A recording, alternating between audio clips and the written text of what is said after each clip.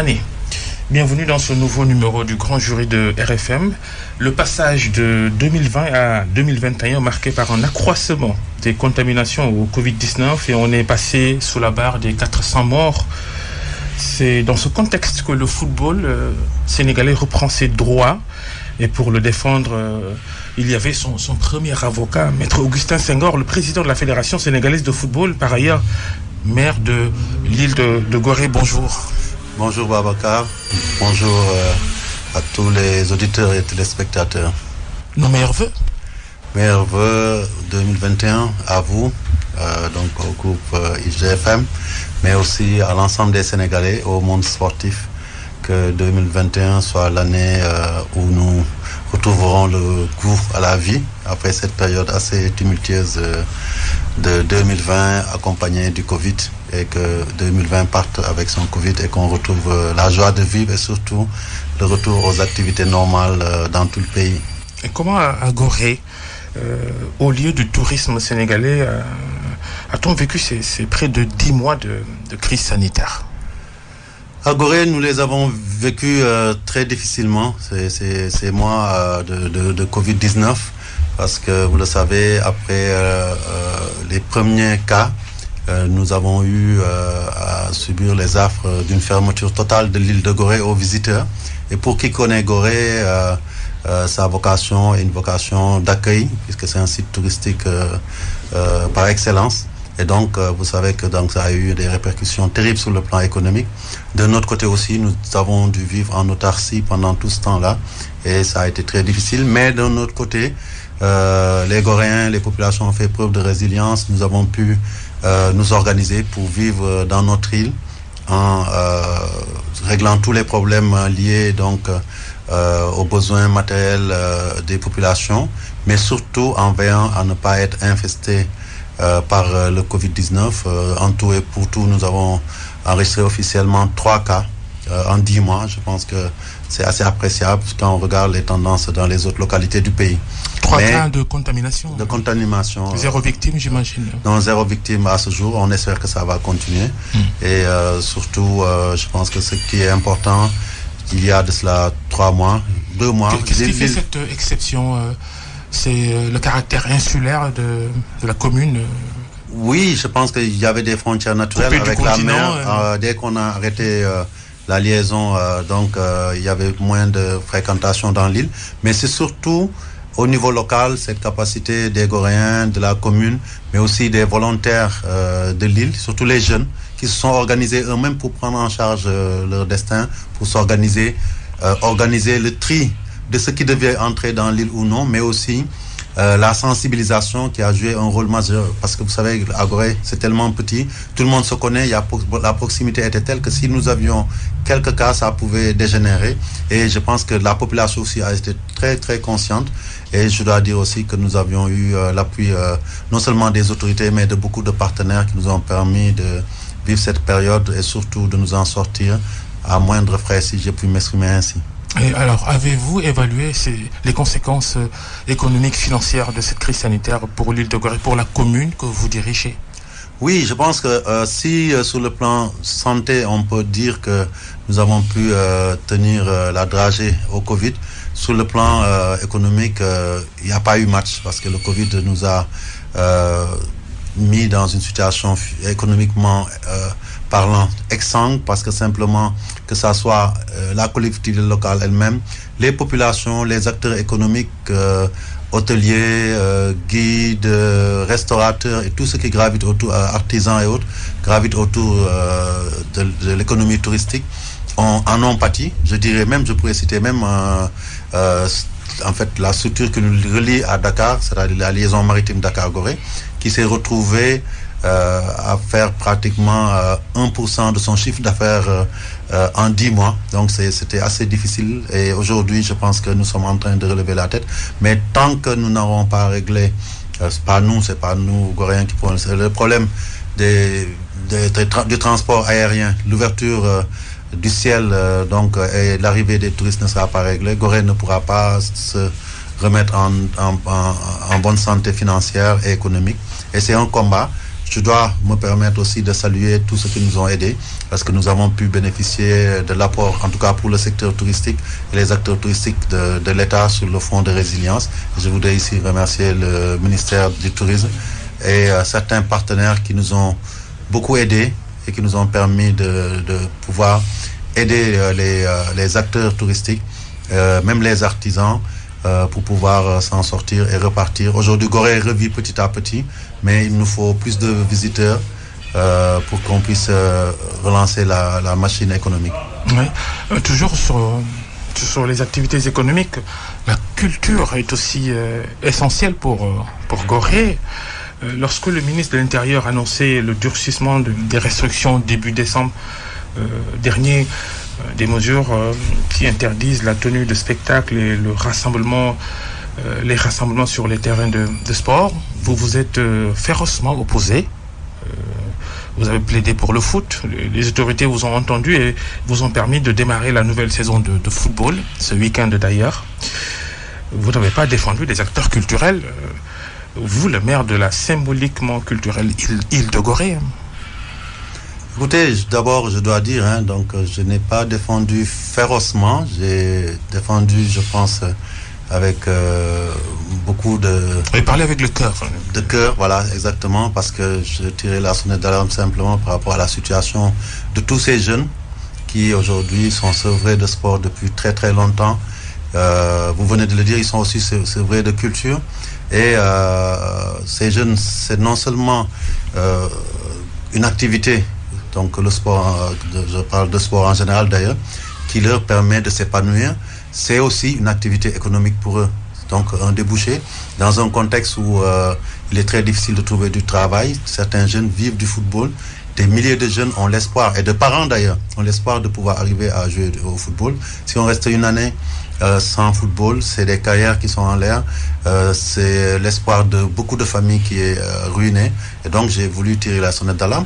Et n'oublions pas aussi que le sport, dans un contexte justement de pandémie où on dit que ce sont les plus faibles qui sont les plus affectés, permet d'avoir les ressources, donc je pense physiques et morales d'ailleurs pour résister à la maladie.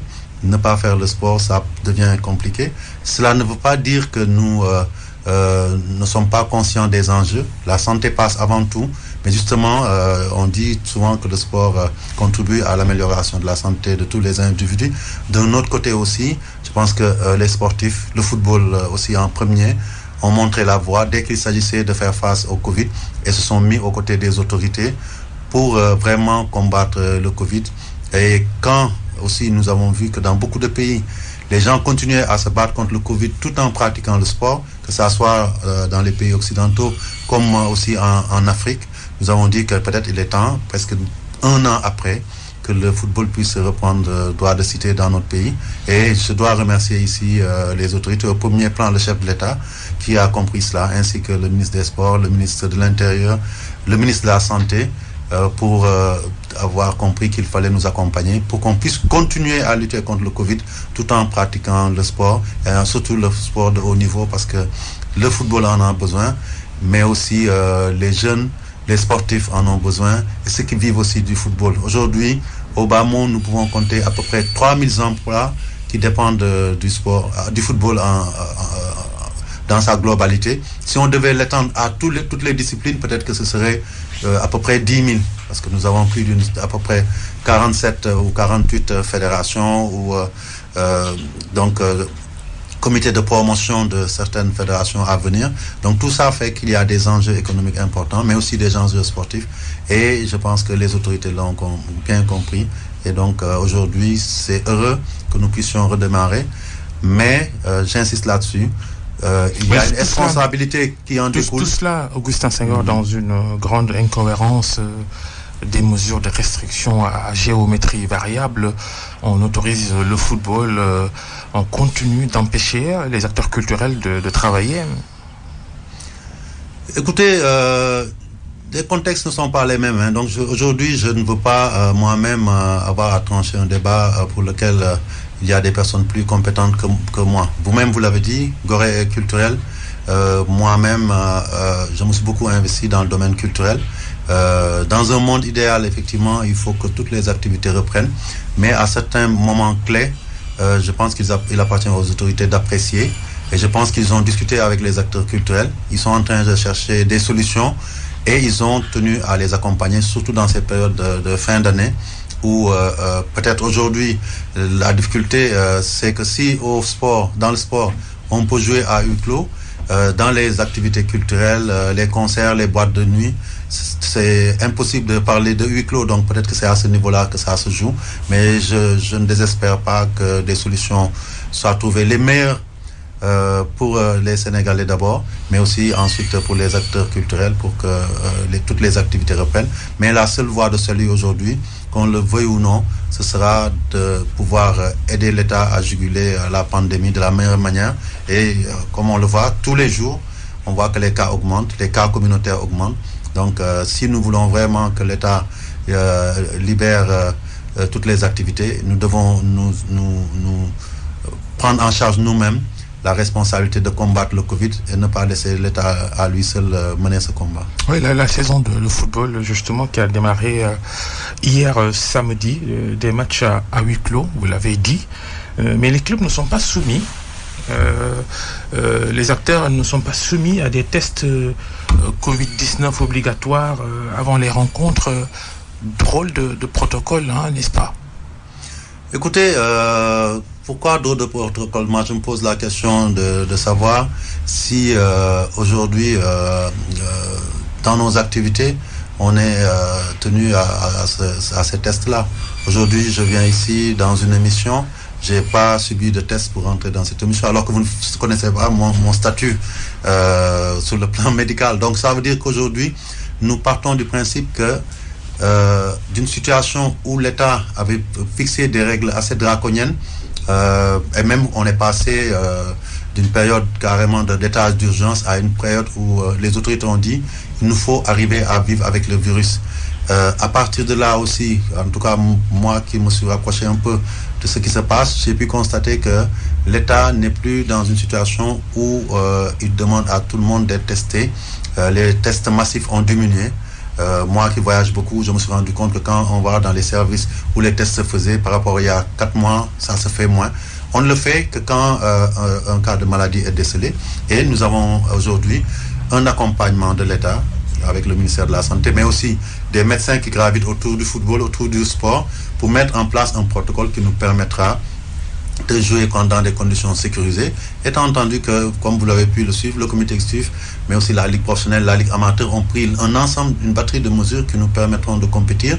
Ceux qui seront peut-être malades, comme dans nos services, hein, ça se passe comme ça, seront mis de côté pour pouvoir être traités.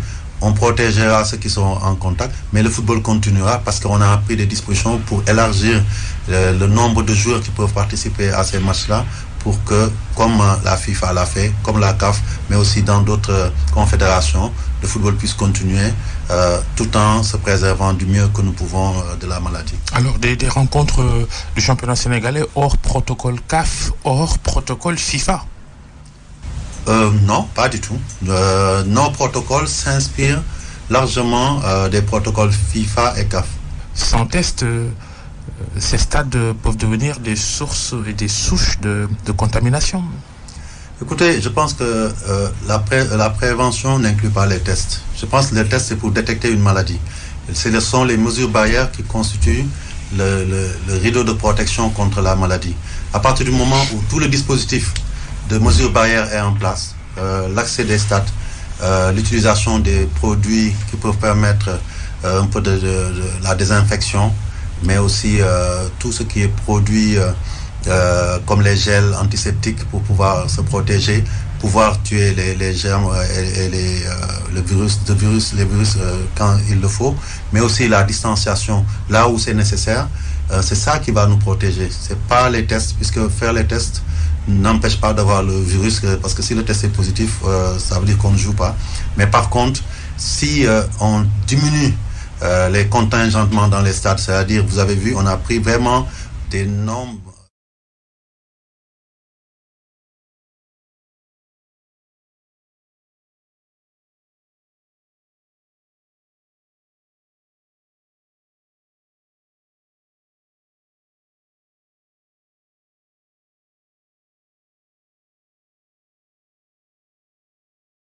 Donc on sera vraiment sur ce plan-là assez strict et avec des stades qui peuvent accueillir jusqu'à 5 000, 6 000 ou même voire 10 000 est vraiment réduit à sa plus simple expression, à mon avis. Alors, ces championnats ont été arrêtés en mars 2020 et qui reprennent en janvier 2021. On a vu la fédération soutenir beaucoup les clubs, beaucoup de subventions accordées. Ça vous a coûté combien l'arrêt brutal de ce championnat en raison de cette crise sanitaire? Oui, aujourd'hui, on a dépassé le cap des 1,350 milliard qu'on a investi. Et ça, c'est seulement en subvention. Si j'ajoute justement les masques, les produits, tout l'équipement nécessaire pour tenir nos compétitions et aussi le renchérissement. Parce qu'il faut savoir qu'aujourd'hui, en regardant nos comptes la dernière fois, j'ai vu que rien que pour nos équipes nationales, nous en sommes à peu près à une trentaine de millions juste pour les tests qui sont faits pour que les équipes puissent rentrer dans les regroupements. Donc ça a été énorme. Moi, je dois dire qu'aujourd'hui, je suis à peu près, en tant que fédération, à 1,5 milliard dépensés, si je mets aussi les charges induites par les derniers matchs de l'équipe nationale. Puisque pour reprendre en octobre avec notre sélection nationale, nous avons dû voyager dans des conditions particulières, louer un avion nous-mêmes en tant que fédération, qui est la compagnie sénégalaise Air Sénégal, pour aller au Maroc dans des conditions sécurisées, jouer sur place et ramener nos joueurs ici. Et tout ça nous a coûté énormément d'argent.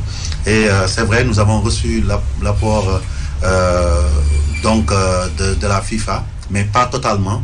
Sur 1,5 million prévus, nous avons reçu à ce jour donc 1 million de dollars. Donc, et la CAF, 300 000 $ environ. L'État doit venir, nous attendons d'un jour à l'autre, donc 500 millions qui viendront de l'État.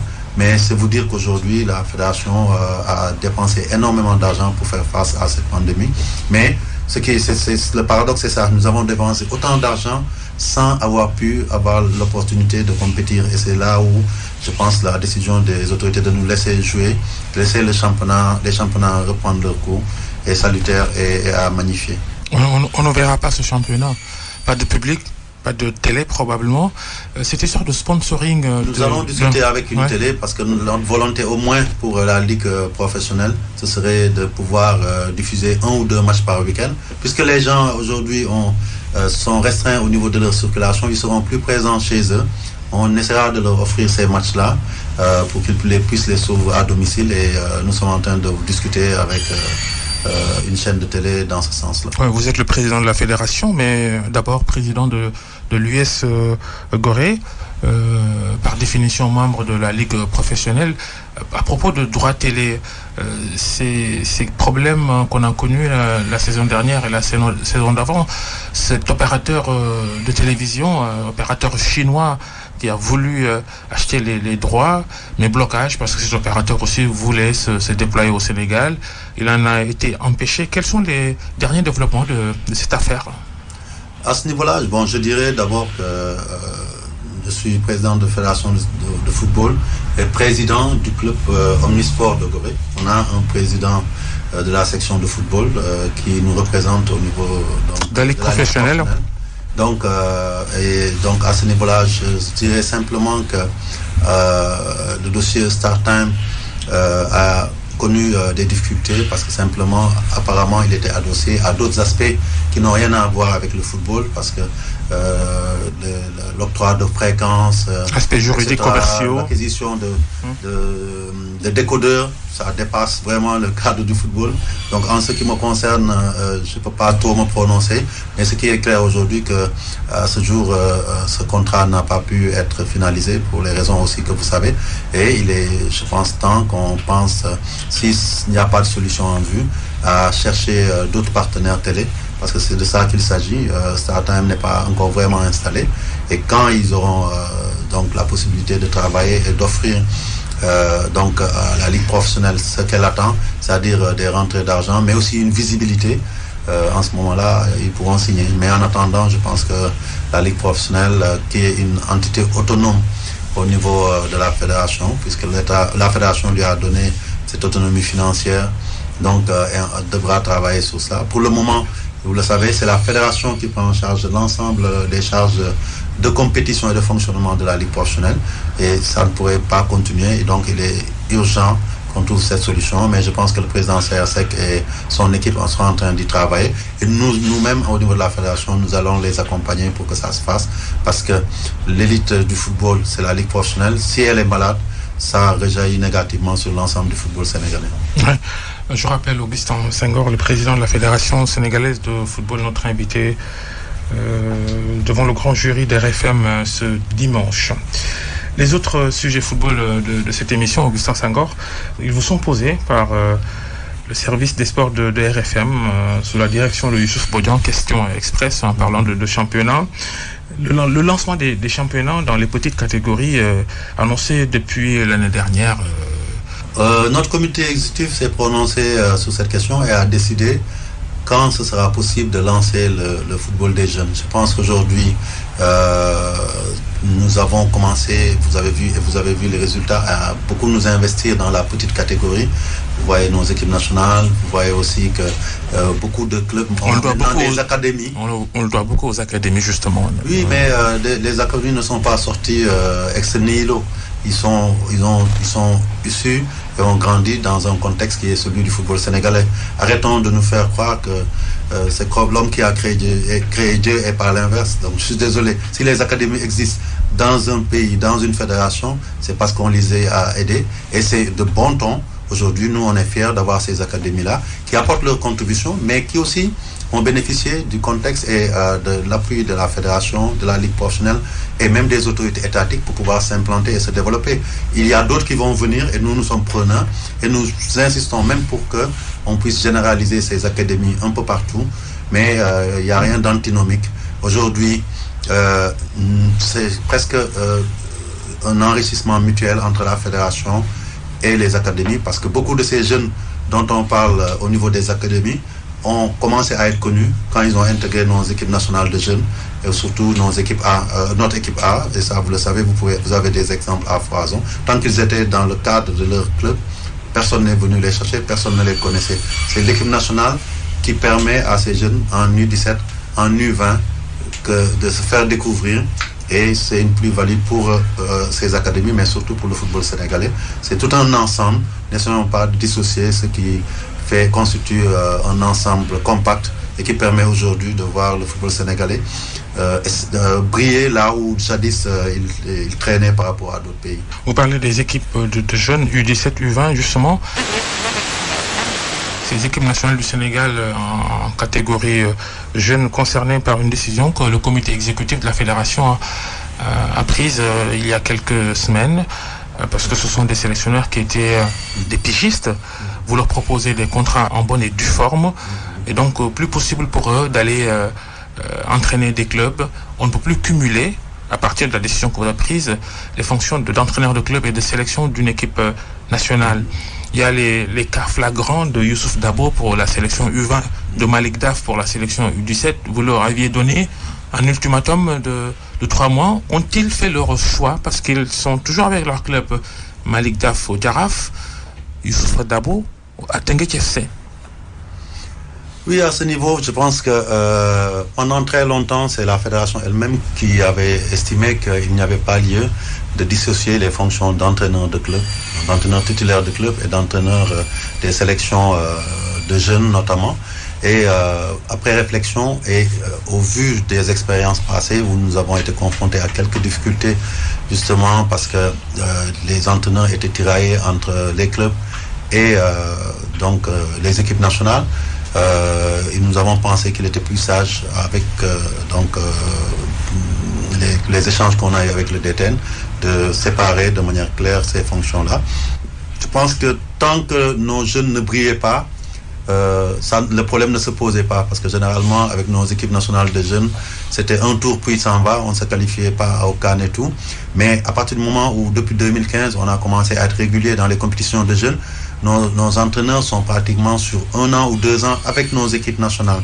Et donc en même temps, ils sont salariés dans des clubs qui ont besoin d'eux quand ils doivent aller en Coupe d'Afrique ou même pour les championnats locaux, quand les enjeux sont devenus plus importants. Je pense qu'il est raisonnable aujourd'hui de permettre à ces entraîneurs de s'épanouir mieux et d'apporter plus en tout cas les sélections, en faisant un choix définitif.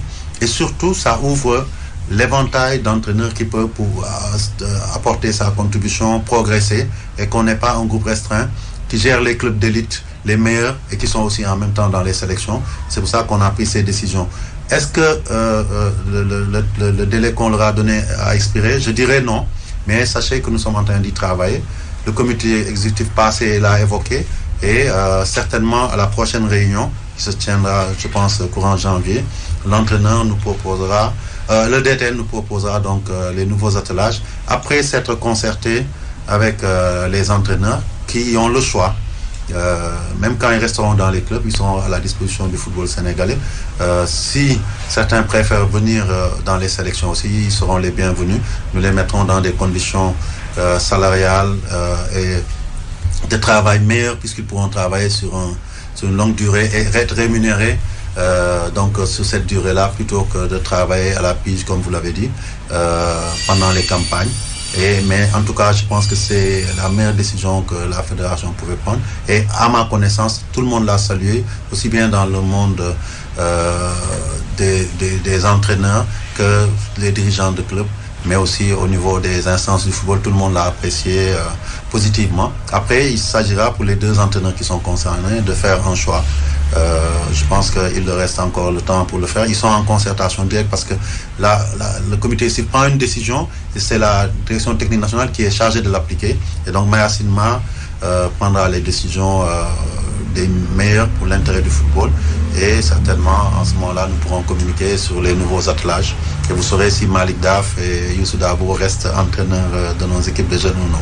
Youssou Dabo qui n'a pas pu qualifier l'équipe des moins de 20 ans à la prochaine CAN U20 qui se déroule en Mauritanie, cette année d'ailleurs en 2021. Une grosse déception, un gros bémol, vous évoquez les résultats de ces équipes de jeunes depuis 2015. Ça se passe à côté en Mauritanie, on n'y sera pas? Oui, c'est une grosse déception, hein, on ne va pas le cacher. D'abord parce que... Est-ce qu'il y aura des conséquences administratives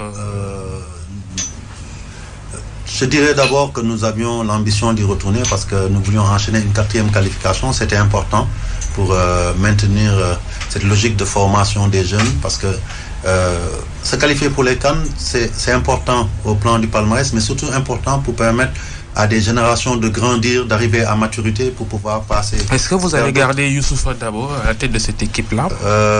Apparemment, notre plan ne vous intéresse pas. C'est la tête de Youssouf ou non qui Non, vous non, intéresse. pas du tout.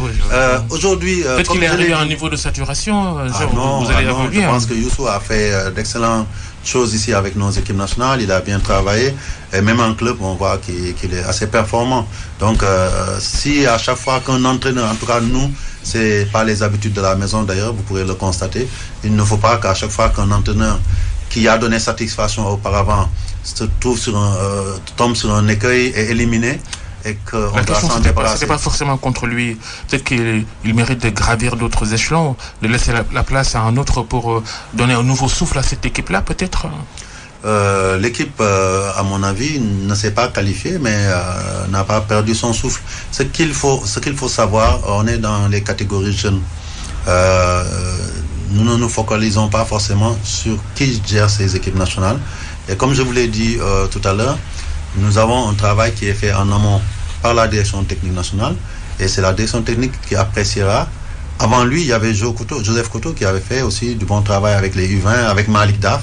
Et à un moment donné, malgré tout, on a dit il faut qu'on puisse changer. Et Joseph Koto s'est retrouvé avec les U23. Donc, le travail que nous demandons maintenant aux directeurs techniques, c'est de voir quels aménagements faire pour avoir des attelages compétitifs et compétents pour pouvoir nous donner des satisfactions dans la continuité de ce que nous sommes en train de faire. Je suis en train de vous dire que à partir du moment où toutes les structures sont en place, où l'organisation est bien faite, peu importe qui est là, les entraîneurs viennent, apportent leur contribution, mais la structure reste solide et la base, ce sera la direction technique nationale, de sorte qu'il y a une continuité dans le travail. Et si vous l'avez remarqué, Koto est passé, a fait d'excellents résultats avec les U20. Quand il partait, moi je me souviens, certains nous ont dit « Ah mais pourquoi vous le faites bouger, il fait du bon travail ». Youssou Dabo est venu, il est resté sur cette lancée-là. Parce qu'ils ont des compétences, certes, mais parce qu'il y a une structure bien organisée qui fait qu'aujourd'hui, les résultats suivent, quelles que soient les personnes qui sont en place. Et c'est comme ça qu'on développe le football des jeunes. C'est comme ça aussi qu'on fait avancer le football d'un pays. Les infrastructures, Augustin Senghor, les stades, il n'y en a pas de vrai, pour ne pas se voiler la face. La preuve, toutes les compétitions internationales de football se déroulent depuis 2 ans, 3 ans au stade Lat Dior de Thiès. Le gouvernement a annoncé la réhabilitation de certains stades, au moins 4, dans différentes régions. Le stade Demba Diop de Dakar, qui a été cédé à la Fédération sénégalaise de football, on attend toujours sa réhabilitation. Vous aviez lancé le marché. Quelles sont les dernières nouvelles ? Oui, je pense qu'à ce niveau-là, là aussi, la dernière réunion du comité exécutif s'est prononcée là-dessus, parce qu'il fallait choisir l'architecte, le cabinet d'architecture qui devait être en charge des travaux. Il y avait des études préalables. C'est pas parce que vous n'en entendez pas. On ne peut pas venir se réveiller au bout de 2-3 mois, commencer à construire un stade ou à rénover un stade.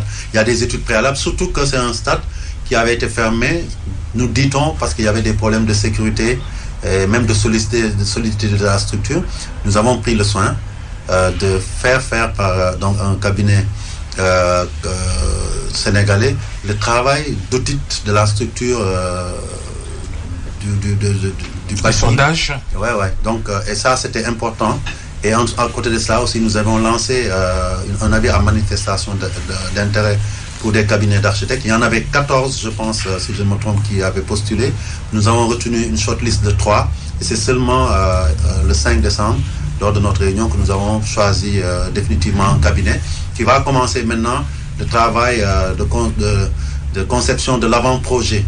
Et pendant ce temps-là aussi, nous sommes en train de travailler sur le volet mobilisation du financement, pour le moment qui est arrêté à 5 milliards. Et je pense que ça va aller vite. Je voudrais en profiter aussi pour dire qu'aujourd'hui, effectivement, nous disons qu'il n'y a pas de stade, mais on sait que il y a le stade du Sénégal qui est en train d'avancer très vite. Le stade de Diamniadio. Il y a aussi Léopold Senghor, donc le ministre l'a dit, qui doit être rénové. Les Chinois étaient là, je pense, pour ça. Et les autres stades qui vont être faits. Ce que je peux dire et ce dont je peux témoigner, c'est qu'il y a une volonté forte, une volonté politique forte du chef de l'État, non seulement de construire beaucoup de stades pour les prochaines années, mais aussi d'accueillir une CAN au Sénégal. Et donc ça, plusieurs fois, quand il m'a reçu, il me l'a dit. Et dans ce sens-là, on ne peut pas le faire sans réaliser ces stades.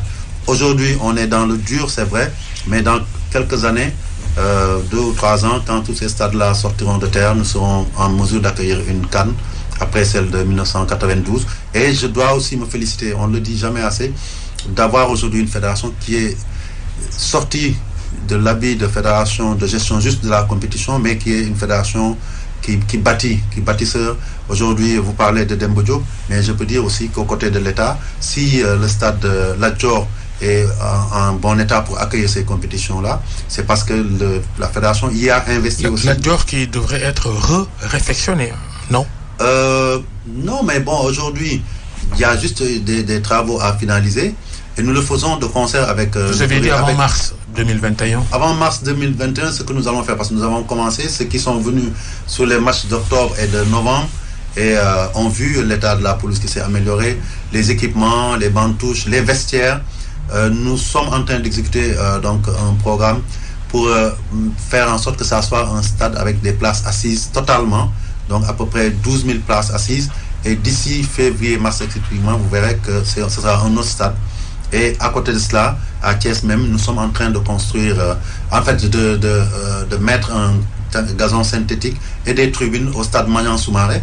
Parce que pour le moment, en attendant que les autres stades soient prêts, le stade de Lat Dior représente le stade de l'équipe nationale du Sénégal. On veut le préserver pour cela et on doit permettre aussi à la jeunesse thiessoise, au club thiessois de jouer, et la fédération va investir au bas mot à peu près 250 à 300 millions dans le stade de Maniang Soumaré sur fonds propres et sur fonds de la FIFA. Et je peux en citer d'autres en termes de réalisation. Aujourd'hui, nous avons lancé la construction de sièges de ligue, que ce soit à Kaolack, à Fatick et à Kaffrine. Les travaux ont commencé à sortir de terre. Et à terme, toutes les 14 ligues auront leur propre siège. Donc c'est autant de projets qui montrent aujourd'hui que notre fédération s'est mise résolument sur la voie du développement, qui n'est pas que seulement sur le terrain de football. Nous avons dépassé ce stade-là. Et c'est cette vision-là que nous voulons asseoir pour que cette fédération puisse arriver à un moment donné où on va co-réaliser le développement du football avec l'État, alors qu'avant, c'était l'État qui prenait tout en charge à 100%. Et l'État continuera à nous accompagner, mais nous voulons aider l'État à nous aider. Augustin Senghor, maintenant votre candidature à la présidence de la CAF, la Confédération africaine de football, le 12 janvier prochain, dans quelques jours donc, les différentes candidatures seront examinées pour validation ou invalidation. Vous êtes confiant ? Oui, très confiant parce que je pense que cette candidature-là vient à son heure. Je suis quelqu'un qui est dans le sérail depuis assez longtemps, depuis 11 à 12 ans maintenant. J'ai tout connu au sein des instances internationales du football, que ce soit la CAF particulièrement, mais aussi à la FIFA. J'ai un vécu ici. Les gens peuvent témoigner des progrès que le football sénégalais a fait et de l'expérience que j'ai pu y acquérir. Aujourd'hui, le Sénégal est le premier pays au ranking FIFA enseignant. Nous sommes présents dans les petites catégories. Même le football féminin pointe son nez. Nous sommes encore présents dans ce qu'on appelle les footballs diversifiés. Et je vous ai déjà égrené tout à l'heure tout ce qu'il faut, ce que nous sommes en train de faire en termes de réalisation. Donc aujourd'hui, la CAF est à la croisée des chemins, a besoin d'un homme d'expérience, d'un homme compétent. Mais aussi, je pense que j'ai cette chance-là dans mon cursus au niveau des instances internationales pour d'avoir pu nouer des relations et d'avoir pu me faire apprécier par mes collègues présidents. Et tout cela fait qu'aujourd'hui, je pense et j'estime être le candidat qui peut relever ce nouveau défi après les difficultés que la CAF a connues et au point aujourd'hui d'être dirigé aussi bien au niveau de sa présidence qu'au niveau de son secrétariat général par des personnes qui ont été désignées par intérim. Ça montre à quel point donc l'institution a eu des difficultés. Vous êtes alors le candidat de la bonne gouvernance. Pas seulement de la bonne gouvernance, je serai candidat de la bonne gouvernance parce que dans tout mon cursus, ça a été mon moteur, ça a été mon viatique, mais aussi je pense qu'aujourd'hui, se limiter à juste à affirmer que le problème de la CAF c'est la bonne gouvernance, c'est partir déjà sur un autre échec. Nous sommes une confédération qui a un vécu, qui a ses réalités, qui a fait des progrès sur certains aspects sur lesquels on ne met pas qu'on ne met pas souvent en exergue et qui aujourd'hui a besoin d'un nouveau leadership qui lui permette justement non seulement de rendre visible tout ce qui a été fait, mais surtout de renforcer, de consolider. Mais bien entendu, aujourd'hui, les problèmes de gouvernance structurelle sont là. Nous devons rénover la CAF à mon avis, le doter de nouveaux habits, que ce soit au niveau de son ordonnancement juridique, ses textes de fonctionnement, ses statuts, mais aussi dans le management à proprement parler, pour mieux se rapprocher de ce que fait un peu partout à la FIFA, à la CAF. Je dois dire aussi que ces crises-là peuvent permettre de franchir, de faire des bons qualitatifs. La FIFA a connu ses heures de difficulté en 2015 et après elle a fait preuve de résilience, elle s'en est sortie. Aujourd'hui, c'est le tour de la CAF. Mais pour cela, il faut trouver le leadership qu'il faut, il faut trouver l'homme qu'il faut pour travailler avec une équipe qui puisse rebâtir, recadrer la démarche managériale de la CAF. Et je pense, je le dis et je le répète, aujourd'hui, ceux qui gravitent autour de la CAF, ceux qui gravitent autour de l'environnement du football mondial, savent que Augustin Senghor remplit tous les critères nécessaires pour pouvoir être l'homme de la situation. Il y a 3 autres prétendant, Jacques Anouma, on parlait tout à l'heure d'expérience, oui, beaucoup d'expérience, Jacques Anouma de la Côte d'Ivoire, Patrice Motsepe, le président des Sud-Africains du Mamelodi Sundowns, candidat sérieux lui aussi, Ahmed Yahya de Nouadhibou, de Mauritanie. Il a été agité l'idée d'une candidature unique pour la façade ouest du continent, Mauritanie, Sénégal, Côte d'Ivoire. Est-ce que cette candidature unique, vous y travaillez toujours entre vous, Jacques Anouma et Ahmed Yahya. Est-ce que ça avance? Oui, je dirais que nous y travaillons puisque ces derniers jours, j'étais à Cotonou avec Jacques Anouma, j'étais aussi parti à Abidjan. Et pendant ce temps-là, nous avons... Donc vous présentez vos condoléances à la famille proche de Sidi Diallo. Mon homonyme Augustin Sidi Diallo. Et nous avons eu plusieurs séances de discussion sur cette question. Et c'est vrai, à ce stade, on ne peut pas dire que ça a avancé. Mais il faut savoir que ce qui est important, c'est que nous avons décidé, tous les deux, de continuer les discussions, de nous retrouver pour essayer de trouver un modus vivendi. Parce que nous avons conscience aujourd'hui que l'Afrique de l'Ouest regorge de personnalités qui peuvent diriger la CAF, mais il n'y en a qu'un seul qui pourra y être. Et comme je l'ai dit, vous-même vous en avez parlé, certains ont des qualités indéniables, ont des atouts, mais après il faut, je pense, procéder à une synthèse des profils pour savoir quel est le meilleur profil dans un contexte précis qui est le contexte du moment. Comme je l'ai dit, je ne veux pas apporter de jugement sur mes adversaires, mais quand on analyse et qu'on fasse une sorte de benchmarking sur le profil de tous les candidats, on se rendra vite compte que le nom qui doit émerger, c'est le mien. Je le crois fortement et je pense aussi que mon travail, c'est d'essayer de faire comprendre à mes collègues présidents ou mes concurrents qui sont de la même zone, qu'on peut travailler ensemble, mais autour de ma candidature qui puisse aujourd'hui fédérer, parce que mon objectif, ce n'est pas seulement de fédérer l'Afrique de l'Ouest, c'est de fédérer toute l'Afrique, parce que je pense que l'un des mots qui a gangréné le football africain, c'est cette sorte de balkanisation sportive basée sur une division géographique ou sur une division linguistique qui nous a fait beaucoup de mal. Justement, l'enjeu linguistique, ça suffit, les francophones disent certains, et ça pourrait être une brèche pour Motsepe d'Afrique du Sud pour diriger la CAF. Vous y croyez? Est-ce que cet enjeu existe déjà? Jouer au football, le ballon n'a pas de langue, donc c'est pas ça un problème de langue. Aujourd'hui, c'est quoi un pays francophone? On le sait, d'ailleurs, le Cameroun n'est pas forcément un pays à 100% francophone. Hein, donc, je pense avec Issa Hayatou, qui a dirigé pendant longtemps. Oui, lui est francophone, mais son pays n'est pas totalement francophone. Et aujourd'hui, ce qu'il faut juste dans un contexte comme ça, c'est avoir le meilleur président qu'il faut.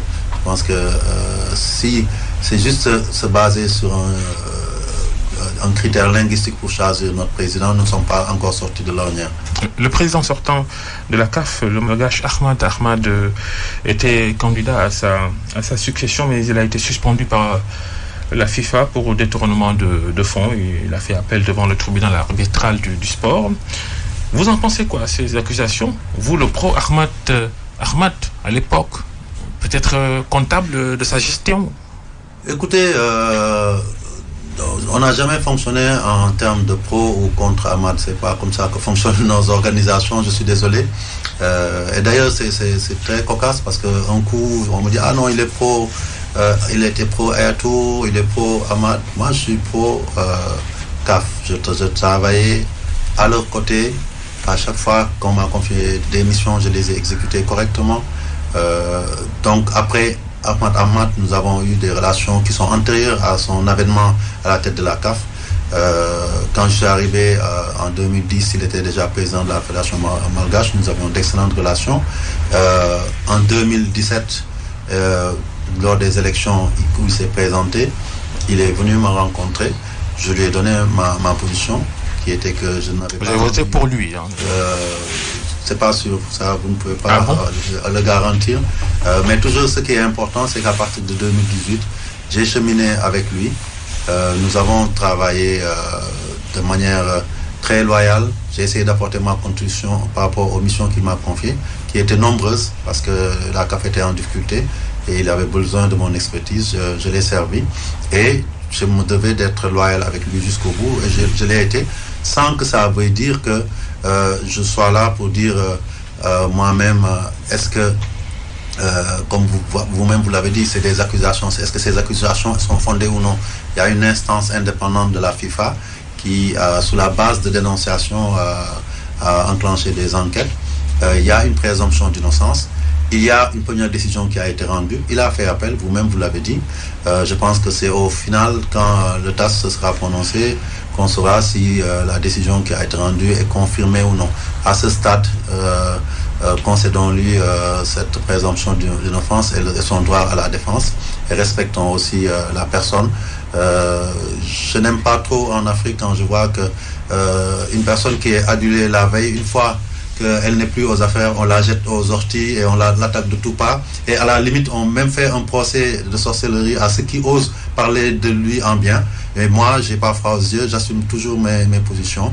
Je pense que Ahmad peut-être a connu des difficultés, mais c'est peut-être aussi parce que dans l'environnement, on ne l'a pas beaucoup aidé. Et peut-être le contexte de la CAF n'a pas permis qu'il mène à bien sa mission. Et que peut-être, si on veut juste tout mettre sur son dos, ce sera la meilleure manière de faire fausse route et de se retrouver dans 4 ans encore dans les mêmes situations. Il faut qu'on analyse froidement, au-delà des personnes, ce qui ne va pas à la CAF et qu'on trouve les solutions idoines plutôt que de jeter l'anathème sur une ou des personnes ou surtout essayer de limiter les difficultés de la CAF à une seule personne. Il y a une équipe qui a travaillé. Aujourd'hui, même si je ne suis arrivé qu'en 2018, en 2018 exactement, je n'ai pas de souci à aussi bien porter les acquis qui sont positifs, mais aussi à assumer ce qui n'a pas marché. Pour autant, ça ne doit pas signifier que tout doit être jeté à l'eau. Il faut juste voir ce qui n'a pas marché. Voir aussi si au niveau du leadership, on ne peut pas faire mieux pour améliorer cette maison CAF. Et c'est ça mon défi à moi, parce que, comme je le dis souvent, ma candidature ne relève pas d'une ambition personnelle. Pour moi, cela relève d'une prise de responsabilité en tant qu'Africain. Elle est portée par tout le pays. Il y a même un comité national dirigé par le ministre des Sports. On retrouve dans ce comité plusieurs personnalités des sports, de la culture, des affaires. En tout cas, on va voir si d'ailleurs le contexte va favoriser la campagne pour cette présidence de la CAF. Augustin Senghor, c'est presque la fin de cette émission. Un petit détour encore à Gorée, dont vous êtes le maire depuis près de 12 ans maintenant. Le compte n'est pas bon. C'est depuis 18 ans. Depuis 18 ans. 18 ans. 2002. J'ai enlevé la première élection de 2002. Et Gorée qui fait partie des 19 communes du département de Dakar. Votre position dans le débat sur la suppression annoncée des villes de Dakar, Pikine, Guédiawaye, Rufisque et Thiès en tant que collectivité territoriale. 30 secondes. Je n'ai pas de position parce que si vous me connaissez, je sais que vous me connaissez Babacar, je ne suis jamais dans les débats politiques dans le sens que... Le débat est aussi technique. Celui-là est aussi technique. Non, aujourd'hui, un débat n'est posé que quand des actes juridiques sont posés pour aller dans ce sens-là. Moi, j'entends un débat qui est soulevé, qui est sorti de nulle part. Aujourd'hui, moi, je suis maire d'une commune. Un débat porté par le ministre des collectivités territoriales. Oui, mais en ce qui me concerne, comme je l'ai dit, je suis maire d'une collectivité locale qui s'appelle Commune de l'île de Gorée. Je suis, au jour d'aujourd'hui aussi, adjoint au maire de la ville de Dakar. Donc, il n'y a pas, au jour d'aujourd'hui, un acte qui a été posé allant dans ce sens-là. En ce qui me concerne, je préfère attendre que le débat soit posé là où il faut, qu'il y ait des travaux qui sont menés dans ce sens-là pour me prononcer, analyser les motivations, parce que je pense que dans chaque démarche, il y a l'exposé des motifs qui est le plus important. Et au Sénégal, on a l'habitude de mettre la charrue avant les bœufs. Dakar est-elle utile ou pas en tant que collectivité territoriale, la ville? Dakar est-elle utile si on l'a créée depuis des années et que jusqu'à présent elle est là, c'est qu'elle avait son utilité au moment où, en tout cas, elle a été mise en place. Ça c'est indéniable. Mais à côté de cela, je pense qu'il y a un État qui mène une politique, qui analyse les situations, qui fait évoluer les réformes par rapport à la décentralisation. Elle pose des orientations. les gens peuvent apprécier ou non, mais ce qui est important, c'est qu'après derrière, que ça soit porté donc au niveau de l'instance où les débats auront lieu, les vrais débats, c'est-à-dire au niveau de l'Assemblée nationale, et que la représentation parlementaire s'exprime pour dire si cette nouvelle orientation est une bonne chose ou non. Après, il faut... Vous, personnellement, vous êtes pour le maintien ou la suppression de la ville de Dakar? Je ne saurais me prononcer sur cette question à ce stade. Je vous l'ai déjà dit, pour moi, ce que j'ai entendu jusqu'à présent, ce sont des spéculations. Ce qui m'intéresse, c'est comment faire progresser ma collectivité, comment faire progresser Dakar comme entité territoriale, parce qu'effectivement, forcément reposera sur une évaluation de l'histoire de ces collectivités locales-là, et ce n'est pas un débat qui concerne seulement Dakar, je pense. Il y a d'autres villes aussi qui existent. Il faut aussi les prendre en compte et éviter de concentrer ce débat uniquement sur un aspect politique ou politicien par rapport à des enjeux politiques aussi, mais voir si dans la démarche qui est celle de développement des collectivités territoriales du Sénégal, une révision du statut des villes et des départements est pertinente ou non. Et ça, pour le moment, comme je l'ai dit, je préfère me garder de me prononcer sur ces questions-là.